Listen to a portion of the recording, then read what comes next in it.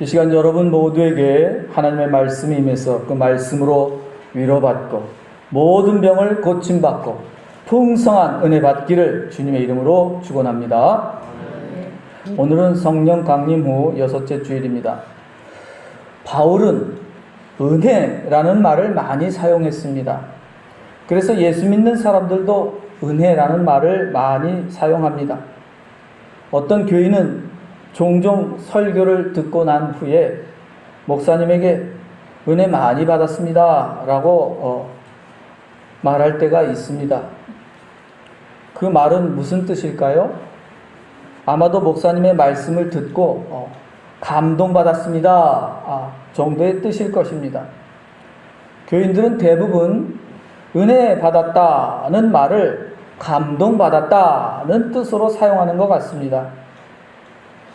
은혜라는 말을 감동이라는 뜻으로 사용하고 있는 것입니다. 하지만 그것은 은혜란 말의 뜻과는 거리가 멉니다. 은혜란 말은 본래 무슨 뜻일까요? 은혜 하면 무엇이 가장 먼저 생각나십니까? 은혜란 말은 임금시대, 옛날에 임금시대에 주로 사용되었던 옛말입니다. 오늘날에는 일상에서 자주 사용되는 말은 아닙니다. 따라서 현대인들은 은혜란 말을 들어도 잘 실감이 나지 않습니다. 왜 그럴까요? 더 이상 임금이 없는 시대에 살고 있기 때문입니다.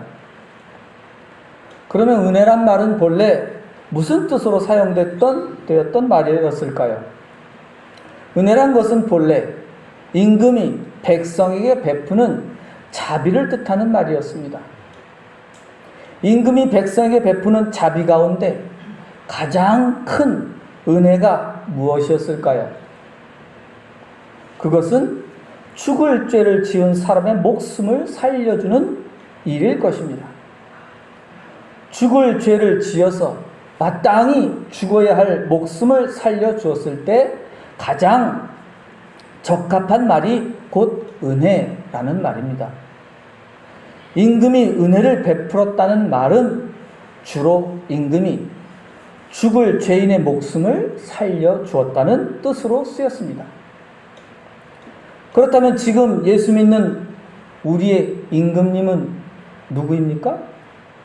우리의 왕은 누굽니까? 우리의 임금님은 오직 하나님입니다. 그런데 우리는 모두 하나님께 죽을 죄를 지은 죄인들입니다. 하나님의 법대로 하면 모두 죽어야 마땅한 죄인들입니다. 그러나 하나님은 자기 죄를 고백하고 용서를 구하는 사람에게 그 죄를 용서하시고 목숨을 살려주시는 왕이십니다. 우리의 임금이시며 왕이신 하나님은 우리에게 은혜를 베푸시는 분이십니다. 잠언에 하나님이 교만한 자를 물리치고 겸손한 자에게 은혜를 주신다는 말씀이 있습니다. 무슨 뜻일까요? 하나님께서 겸손한 사람의 목숨을 살려주신다는 뜻입니다. 여기서 겸손한 사람이란 가난과 질병으로 고통당하거나 환난으로 고난당할지라도 하나님의 말씀에 순종하며 사는 사람입니다. 하나님께서는 그런 겸손한 사람의 목숨을 살려주신다는 말씀입니다. 다시 말하면 하나님은 겸손한 사람에게 생명을 주시는 분입니다. 생명을 주신다는 것은 하나님의 은혜를 베푸신다는 뜻입니다. 하나님께서 나를 죽음에서 건져주셔서 목숨을 살려주셨다. 그것을 하나님의 은혜라고 합니다. 따라서 내가 은혜 받았습니다 라는 말은 하나님께서 죽어가는 내 목숨을 살려주셨다는 뜻입니다. 내가 하나님께 죄를 지어서 죽을 목숨이지만 내가 참회하고 회개하니 하나님께서 나를 불쌍히 여기시고 자비를 베푸셔서 내 목숨을 살려주셨습니다. 라는 뜻입니다. 그러면 은혜라고 말할 때 무슨 말이 가장 먼저 떠올라야 할까요? 목숨, 생명이란 말들이 떠올라야 합니다. 오늘 본문 5절에 너희는 은혜로 구원을 받은 것이다 고 말씀합니다. 은혜라는 말과 구원이라는 말이 한 문장 안에 있습니다. 그렇다면 이제 은혜라는 말이 나오면 무슨 단어가 떠올라야 할까요? 목숨과 생명, 그리고 무엇입니까? 바로 구원입니다. 구원이란 죄 때문에 죽을 수밖에 없는 사람이 자기 잘못을 고백하고 용서를 구하면 하나님께서 은혜로 목숨을 살려주시는 일입니다. 하나님께서 은혜로 마땅히 죽어야 할 죄인의 목숨을 살려주셨습니다. 목숨을 살려주셨다는 말은 하나님께서 죄인에게 은혜를 베푸셨다는 말과 같습니다. 거꾸로 말하면 하나님께서 죄인에게 은혜를 베푸셨다는 말은 하나님께서 죄인의 목숨을 건져주셨다는 것입니다. 따라서 내가 은혜를 받았습니다 라는 말은 감동받았습니다 라는 뜻이 아니라 하나님께서 내 목숨을 살려주셨습니다 라는 뜻과 같습니다. 그러면 내 목숨을 살려주셨다는 말은 다른 말로 하면 무엇일까요? 구원받았습니다 라는 말과 같습니다. 간단히 정리하면 이렇습니다. 나는 은혜를 받았습니다 라는 말은 내가 목숨을 건졌습니다 는 말과 같습니다. 내가 목숨을 건졌다는 말은 또한 내가 하나님께 구원을 받았습니다 라는 말과 같은 뜻입니다. 따라서 은혜 받았습니다는 말은 곧 구원 받았습니다 라는 말과 같은 뜻이 되는 것입니다. 그런데 이 은혜라는 말 속에 아주 중요한 뜻이 포함되어 있습니다. 무엇일까요? 그것은 값없다 또는 공짜라는 뜻입니다. 따라해 봅시다. 은혜는 공짜다. 은혜는 값없다. 은혜는 공짜다. 은혜는 값없다.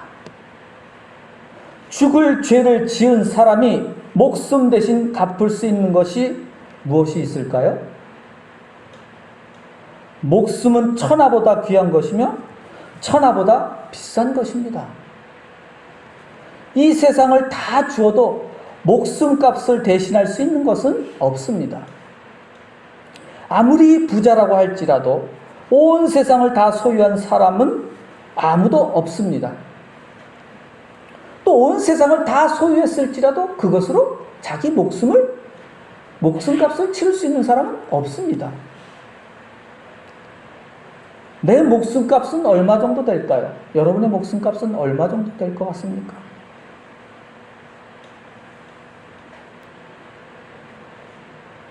우리는 하나님께 내어놓을 목숨값이 없습니다. 우리가 가진 것을 다 내어놓아도, 온 세상을 다 내어놓아도 내 목숨 하나를 구할 수 없습니다. 그러나 하나님께서는 우리에게 아무것도 받지 않으시고 우리 목숨을 살려주셨습니다. 아무런 대가도 받지 않고 살려주신 것입니다. 그렇기 때문에 하나님의 은혜는 공짜라는 것입니다. 은혜란 마치 선물과도 같습니다. 선물은 대가를 지불하고 받는 게 아니라 공짜로 얻는 것이기 때문입니다. 하나님의 은혜는 하늘로부터 온 선물입니다. 그렇다면 구원이란 무엇일까요? 하나님의 은혜로 내 목숨을 구하는 일입니다. 내 목숨을 구하는 일, 곧 구원은 오직 하나님의 은혜로 이루어지는 것이라고 바울은 말씀합니다. 하나님의 은혜로 산다는 것은 하나님께서 나에게 공짜로 주신 목숨으로 살아가는 것입니다. 내가 지금 숨 쉬고 살아가는 것이 하나님께서 베푸신 은혜이며 선물인 줄로 믿습니다. 내가 열심히 수고하면서 흘리는 이 땀방울도 하나님께서 주시는 선물인 것입니다. 내가 겪고 있는 하루하루의 일들, 사건들도 모두 하나님께서 주신 선물입니다. 이 교회와 교우들도 하나님께서 주신 은혜이며 선물입니다. 내 자식들, 내 부모님, 그리고 내가 가진 모든 것들도 모두 하나님께서 주신 은혜이며 선물입니다. 그렇다면 하나님의 은혜로 사는 삶은 어떤 삶일까요? 하나님께서 나에게 이 모든 것을 선물로 주셨다고 믿고 고백하고 사는 삶입니다. 내 노력이나 내 능력으로 사는 게 아니라 오직 하나님의 은혜로, 오직 하나님께서 주시는 선물로 산다고 믿고 고백하는 삶이 곧 구원받은 사람의 삶입니다. 하나님의 은혜는 선물입니다. 값없이 주시는 선물입니다. 대가를 지불하지 않고 공짜로 받은 것입니다. 그러면 우리가 하나님께 할 수 있는 일은 무엇일까요? 그것은 바로 감사입니다. 우리가 하나님의 은혜에 대하여 할 수 있는 일은 오직 감사뿐입니다. 하나님께 감사할 줄 모르는 사람은 하나님의 은혜를 모르는 사람입니다. 하나님의 은혜를 받지 못한 사람은 하나님께 감사하지 않습니다. 내가 하나님의 은혜로 사는 것임을 믿고 깨달았다면 나는 더 이상 자랑할 것이 없습니다. 하나님의 은혜로 산다는 것은 내가 내 능력으로 숨쉬며 살지 않는다는 것을 깨닫는 것입니다. 하나님의 은혜로 산다는 말은 내가 내 능력으로 돈 버는 것이 아니라는 것을 알게 되는 것입니다. 내가 내 능력으로 수고하고 땀 흘리며 사는 것이 아니라는 것을 알게 되는 것입니다. 하나님께서 내 목숨을 선물로 주셨다는 것을 고백하는 사람은 풍요로운 삶을 살아갑니다. 하나님의 은혜로 사는 삶은 항상 풍요로운 삶입니다. 왜 그럴까요? 하나님의 은혜로 사는 사람은 항상 감사하기 때문입니다. 하나님께 항상 감사하는 사람은 늘 여유가 있고 풍요로운 삶을 살아갑니다. 각박하거나 인색하게 살지 않습니다. 하나님의 은혜로 사는 사람은 가장 먼저 하나님께 감사하며 항상 기쁜 마음으로 이웃에게 풍성하게 대접합니다. 늘 마음이 풍성해지고 늘 정이 넘치고 늘 다른 사람한테 잘 대접합니다. 항상 하나님의 은혜에 감사하며 살기 때문입니다. 하나님께 감사할 줄 모르는 사람은 하나님의 은혜로 사는 사람이 아닙니다. 하나님의 은혜를 알지 못하기 때문에 늘 인색하고 냉정하고 무정합니다. 자기 능력과 자기 믿음만 자랑합니다. 이 교회에는 내가 있기 때문에 모든 일들이 다 잘 돌아가는 거야. 내가 없으면 되는 일이 없을걸? 이런 생각이나 말을 하는 사람은 하나님의 은혜를 전혀 모르는 교만한 사람입니다. 은혜를 모르기 때문에 감사할 줄도 모릅니다. 내가 소유한 모든 것들이 하나님의 은혜로 얻은 것이 아니라 내 능력이나 실력으로 얻은 것이라고 착각하기 때문입니다. 말씀을 정리합니다. 여러분은 늘 하나님의 은혜로 살고 있는 줄로 믿습니다. 하나님의 선물로 살고 있는 줄로 믿습니다. 그러므로 우리가 마땅히 기쁨으로 해야 할 일은 무엇입니까? 하나님의 은혜에 감사하는 일입니다. 따라해 보겠습니다. 하나님의 은혜에 감사합시다.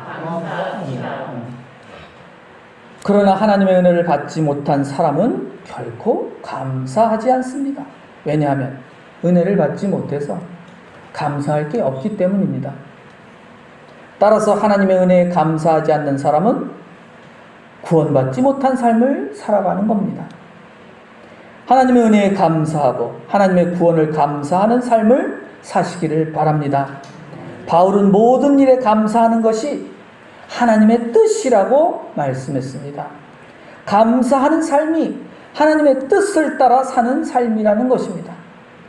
감사할 줄 모르는 사람은 불행한 사람, 복 없는 사람입니다. 거꾸로 감사할 줄 아는 사람은 매우 복 있는 사람이고 구원받은 사람입니다. 다음 주는 맥주 감사주일로 지킵니다. 지난 반년 동안 하나님의 은혜로 목숨을 얻고 구원을 얻은 삶에 대해서 기쁜 마음으로 하나님께 감사드리는 날이 되기를 주님의 이름으로 축원합니다. 기도드리겠습니다.